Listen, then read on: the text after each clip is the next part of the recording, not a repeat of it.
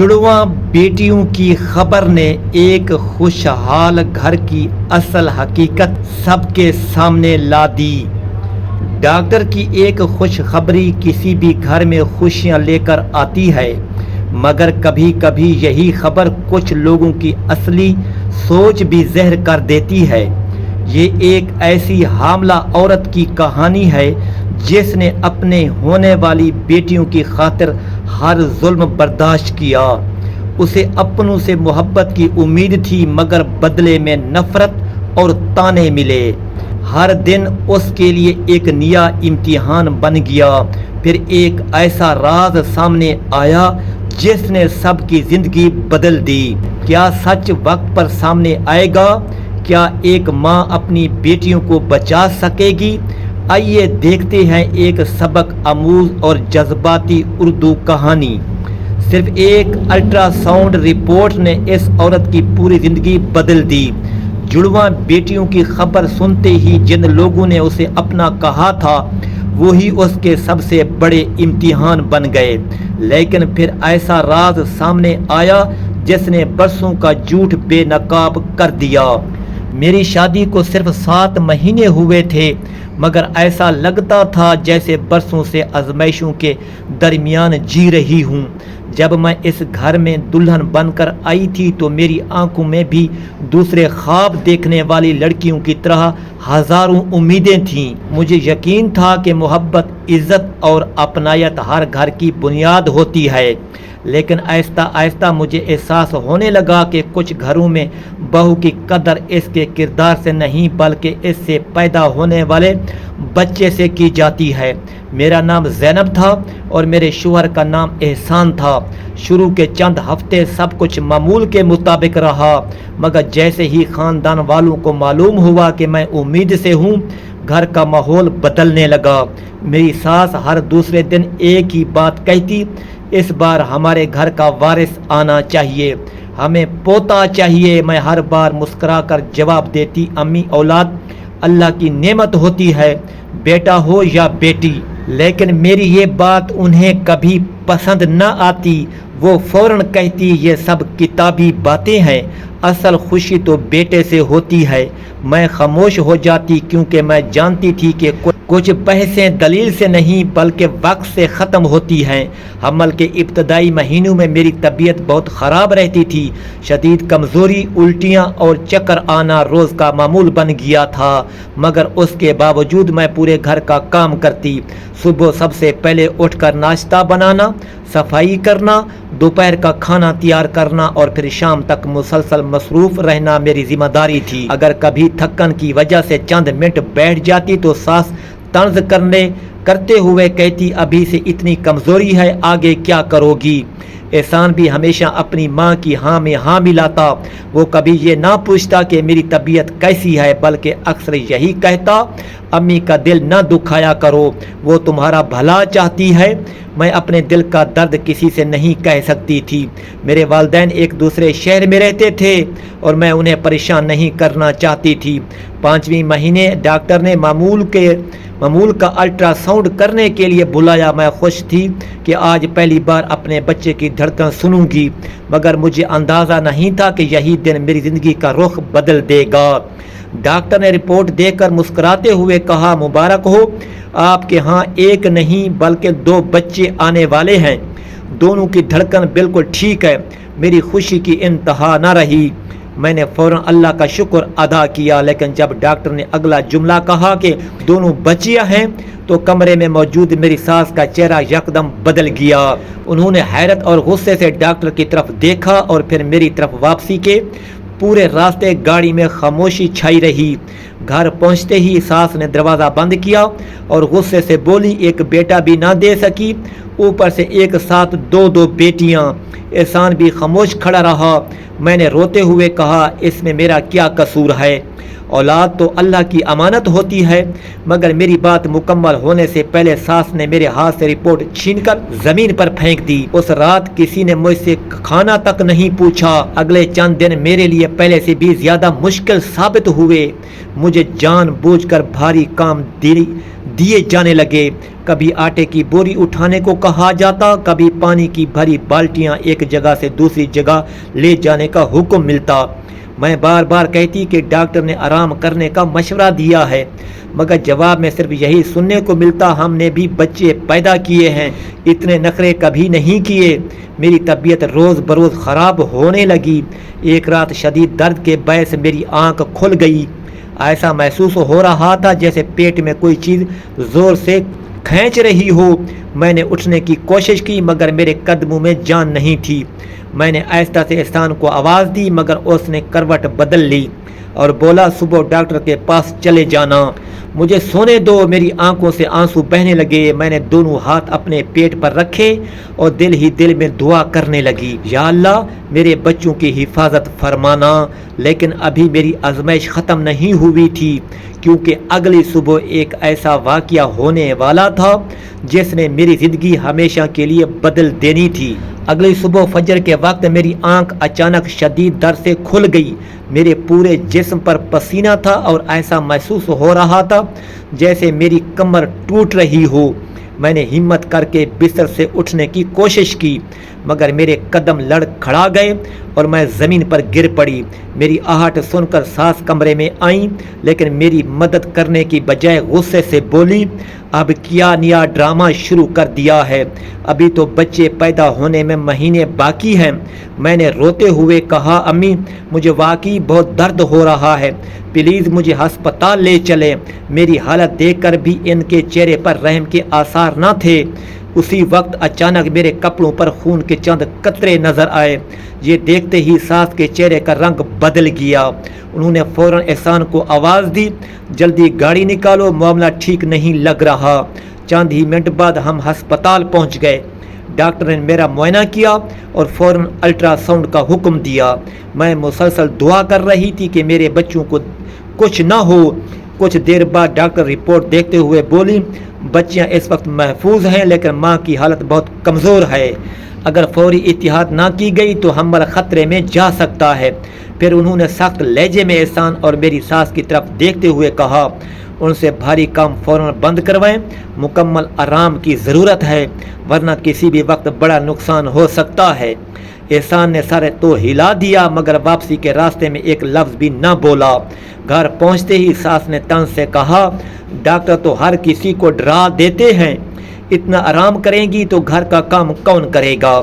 اگلے ہی دن مجھے دوبارہ پہلے کی طرح سارے کام دے دیے گئے۔ میں خاموشی سے سب برداشت کرتی رہی کیونکہ مجھے صرف اپنے بچوں کی فکر تھی۔ میں ہر قدم پھونک پھونک کر رکھتی تھی مگر گھر والوں کے میری تکلیف سے کوئی فرق نہیں پڑتا تھا۔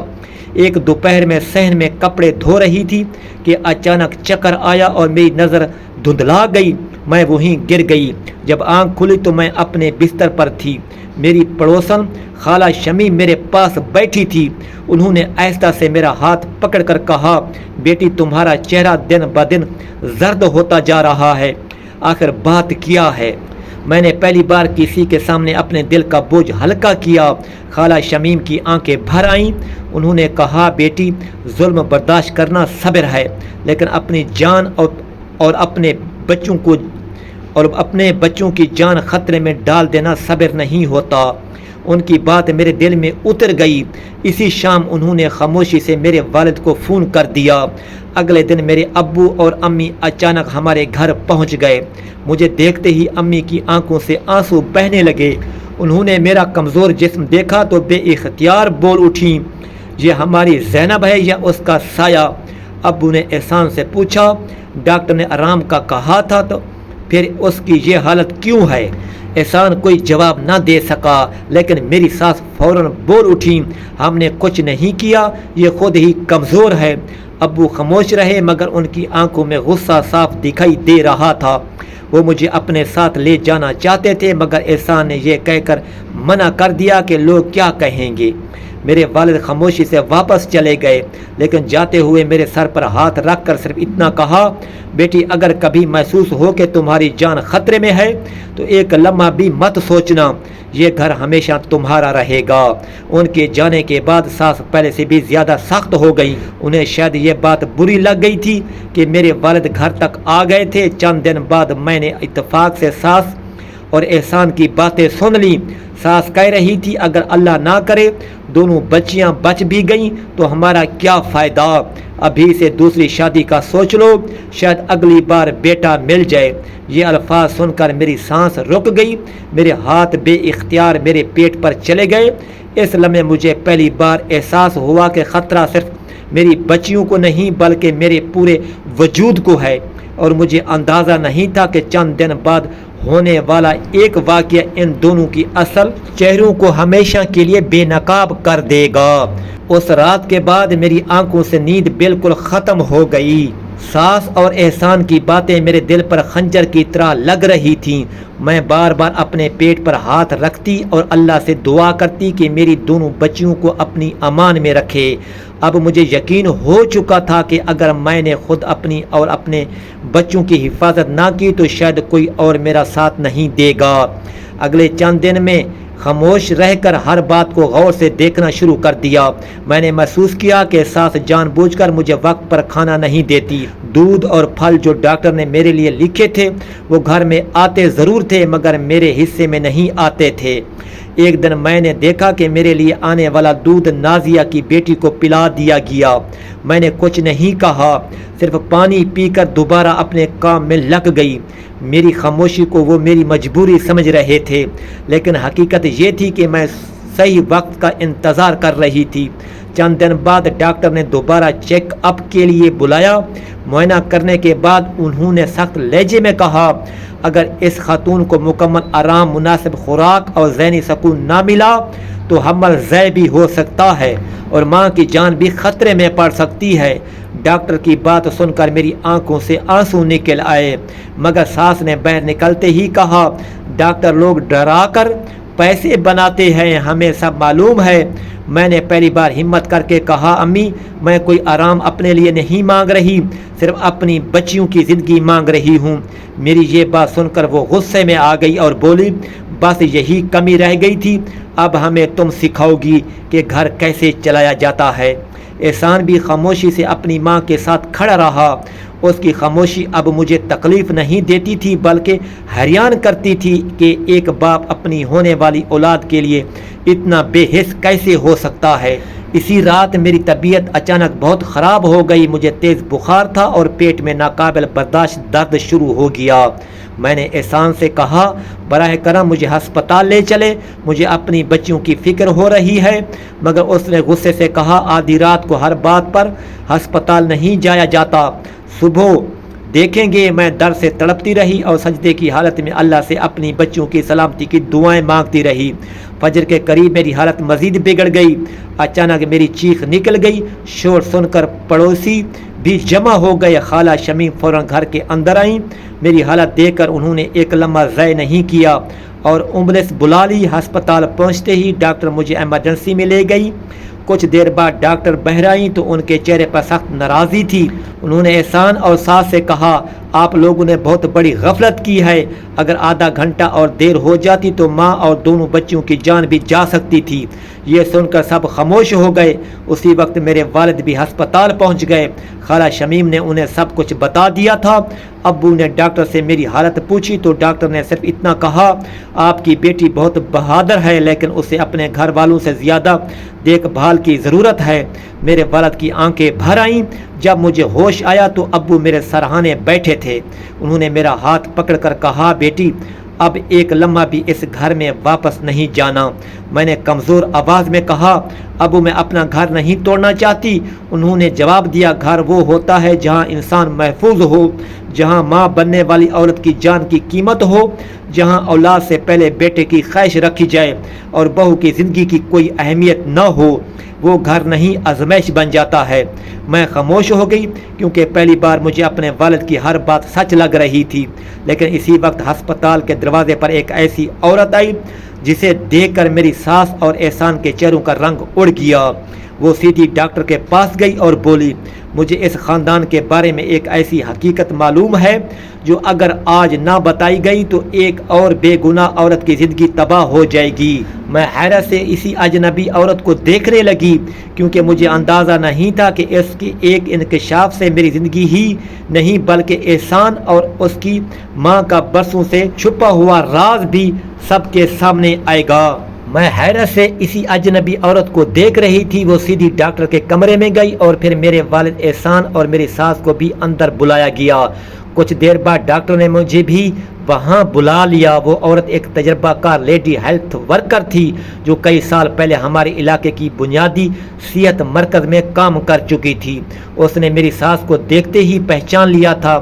اس نے ایسا سے کہا، میں آج تک خاموش تھی مگر ایک اور عورت کی زندگی برباد ہوتے نہیں دیکھ سکتی۔ سب حیرت سے اس کی بات سننے لگے۔ اس نے بتایا، احسان کی پہلی بیوی بھی حمل کے دوران بار بار ہسپتال آئی تھی۔ اس بار بھی یہی دباؤ تھا کہ بیٹا پیدا ہونا چاہیے۔ اسے بھی آرام نہیں دیا گیا، مناسب خوراک نہیں ملی اور ہر وقت ذہنی اذیت دی گئی۔ اس کی فائلیں آج بھی ہسپتال کے ریکارڈ میں موجود ہیں۔ یہ سنتے ہی احسان کے چہرے کا رنگ اڑ گیا۔ ساس نے فوراً بات کاٹنے کی کوشش کی مگر ڈاکٹر نے پرانی میڈیکل فائل منگوا لی۔ فائل میں صاف لکھا تھا کہ پہلی بہو کی موت بیماری سے نہیں بلکہ شدید غفلت، کمزوری اور حمل کے دوران مناسب دیکھ بھال نہ ہونے کی وجہ سے ہوئی۔ کمرے میں مکمل خاموشی چھا گئی۔ احسان کی آنکھوں سے آنسو بہنے لگے۔ اس نے کانپتی ہوئی آواز میں کہا، مجھے ہمیشہ یہی بتایا گیا تھا کہ میری پہلی بیوی کی موت اچانک ہوئی تھی۔ مجھے کبھی سچ نہیں بتایا گیا۔ پہلی بار اسے احساس ہوا کہ وہ برسوں سے اپنی ماں کی ہر بات پر یقین کرتا رہا اور آج وہی غلطی دوبارہ میری زندگی کے ساتھ بھی دہرائی جا رہی تھی۔ وہ میرے قریب آیا، میرے ہاتھ پکڑ کر رونے لگا اور بولا، زینب مجھے معاف کر دو، میں شوہر بھی اچھا نہ بن سکا اور اپنی ہونے والی اولاد کا بھی محافظ نہ بن سکا۔ میری آنکھوں میں آنسو تھے مگر میں خاموش رہی۔ میں نے صرف اتنا کہا، معافی لفظوں سے نہیں عمل سے ثابت ہوتی ہے۔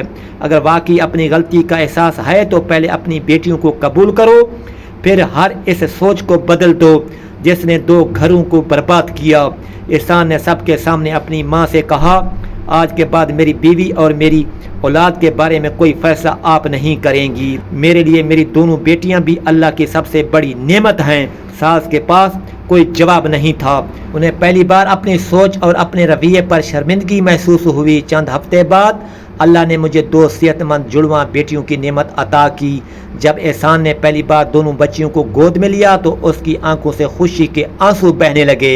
وہ بار بار کہہ رہا تھا، مجھے معاف کر دینا میری بیٹیوں، تمہارے آنے سے پہلے ہی میں تمہارا قصور ڈھونڈ رہا تھا، حالانکہ تم تو میری سب سے بڑی رحمت ہو۔ میری ساس بھی آہستہ آہستہ بدلنے لگی۔ وہ ہر روز بچیوں کے ساتھ وقت گزارنے لگی اور ایک دن میرے پاس آ کر بولی، بیٹی میں نے بیٹے کی خواہش میں بیٹی کی رحمت کو پہچاننے میں بہت دیر کر دی۔ اگر اللہ مجھے معاف کر دے تو یہی میرے لیے بہت ہے۔ میں نے ان کی طرف دیکھا اور کہا، انسان سے غلطی ہو سکتی ہے لیکن سب سے بڑی غلطی اپنی غلطی کو نہ ماننا ہوتی ہے۔ وقت گزرتا گیا، ہماری دونوں بیٹیاں بڑی ہونے لگی۔ وہ پڑھنے میں بہت ذہین تھی۔ ایک نے ڈاکٹر بننے کا خواب دیکھا اور دوسری نے استاد بننے کا۔ جب میں انہیں سکول جاتے دیکھتی تو دل سے صرف ایک دعا نکلتی کہ دنیا کا کوئی بھی بچہ صرف اس لیے کم اہم نہ سمجھا جائے کہ وہ بیٹی ہے۔ اس پوری کہانی کا سبق یہی ہے کہ اولاد اللہ کی امانت ہوتی ہے، چاہے بیٹا ہو یا بیٹی۔ کسی ماں کو صرف اس لیے ذلیل کرنا کہ اس کے ہاں بیٹی پیدا ہونے والی ہے بہت بڑی ناانصافی ہے۔ حمل کے دوران عورت کو محبت، آرام اور سہارا چاہیے ہوتا ہے، نفرت، تشدد اور تانے نہیں۔ ایک شوہر کا فرض ہے کہ وہ ہر حال میں اپنی بیوی کا محافظ بنے، نہ کہ خاموش تماشائی۔ ایک ساس اگر بہو کو بیٹی سمجھ لے تو گھر جنت بن سکتا ہے، لیکن اگر فرق کرنا شروع کر دے تو وہی گھر جہنم بن جاتا ہے۔ یہ کہانی ہمیں سکھاتی ہے کہ ظلم وقتی طور پر طاقتور ضرور لگتا ہے مگر سچ ایک نہ ایک دن ضرور سامنے آتا ہے، اور جو لوگ بیٹیوں کو بوجھ سمجھتے ہیں وہ دراصل اللہ کی سب سے خوبصورت نعمت کی قدر نہیں کرتے۔ محبت، انصاف، احترام اور رحم ہی وہ بنیادیں ہیں جن پر ایک خوشحال خاندان قائم رہتا ہے، اور یہی اس کہانی کا اصل نچوڑ ہے۔